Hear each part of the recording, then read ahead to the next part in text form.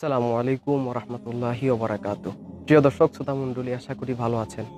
প্রিয় দর্শক শ্রোতা মণ্ডলী, আমাদের প্রাণের ফিলিস্তিন ১৪৭টি দেশ এই ফিলিস্তিনকে স্বাধীন দেশ হিসেবে ঘোষণা দিয়েছে।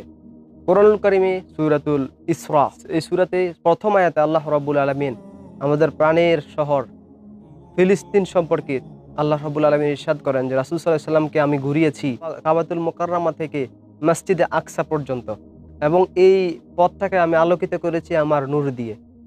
এই চমৎকার আয়াতে কারিমা রাসূলুল্লাহ সাল্লাল্লাহু আলাইহি ওয়াসাল্লামের উপর নাজিল করেছেন, এবং মহান একটি রাসূল সাল্লাল্লাহু আলাইহি ওয়াসাল্লামের উপর নেয়ামত আল্লাহ রাব্বুল আলামিন দান করেছেন। এবং এটা কিন্তু ফিলিস্তিন দেশের সাথে সম্পৃক্ত একটি বিষয়, এবং ফিলিস্তিনকে মুসলমানরা বারবার স্বাধীন করে, এবং এই দেশটিতে লক্ষাধিক নবী রাসূলরা বসবাস করেন। যেমন আমরা দেখতে পেয়েছি হযরতে দাউদ আলাইহিস সালাম এখানে ছিলেন, হযরত সুলাইমান আলাইহিস সালাম ছিলেন, হযরত ঈসা আলাইহিস সালামের জন্মভূমি হচ্ছে ফিলিস্তিন। এই শহরে আরো অনেক লক্ষ লক্ষ কিতাবের লেখক এবং আলিম এবং পীর মাশায়েখ এবং কি বড় বড় বুজুর্গ ব্যক্তিরা এই শহরে জন্মগ্রহণ করেন। নবী রাসূলরা তো লক্ষাধিকের উপরে। এবং এই শহরটিকে এবং এই দেশটিকে স্বাধীন করেন দ্বিতীয় খলিফা হযরত ওমর ফারুক রাদিয়াল্লাহু তাআলা আনহু।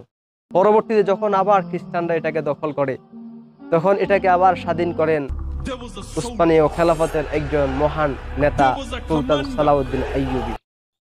কিন্তু বর্তমান সময়ে আমরা দেখতে পেয়েছি যখন হিটলার ইহুদিদেরকে জার্মান থেকে অর্ধেক মেরে ফেলে অর্ধেক বের করে দেয়, ফলে তারা নিজেদেরকে মাজলুম বলে তারা এই ফিলিস্তিনে আসে এবং ফিলিস্তিনের মুসলমানদের কাছ থেকে সাহায্য সহযোগিতা প্রার্থনা করে। যেহেতু তারা মাজলুম, এজন্য মুসলমানরা তাদেরকে সহযোগিতা করেছে। তারা বিভিন্ন জায়গায় জায়গা কিনে কিনে কিনে কিনে ধীরে ধীরে ধীরে ধীরে ওই জায়গাটাকে বিশাল একটা রাষ্ট্রে পরিণত করে। ফলে ফিলিস্তিন রাষ্ট্রটা সংকীর্ণ হয়ে যায়।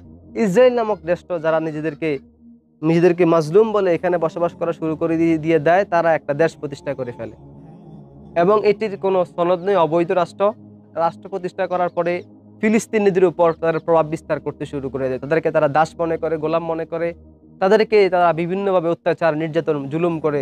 এমনকি তারা তাদের নৈতিক অধিকার, মানবিক অধিকার, যেটা হচ্ছে তাদের ইবাদত করা, নামাজ পড়া এবং কি বাইতুল মুকাদ্দাসে ইবাদত করতেও তারা তাদেরকে বাধা দেয়, এবং কি ইবাদত করতে তারা কি করে, বাধা প্রদান করে।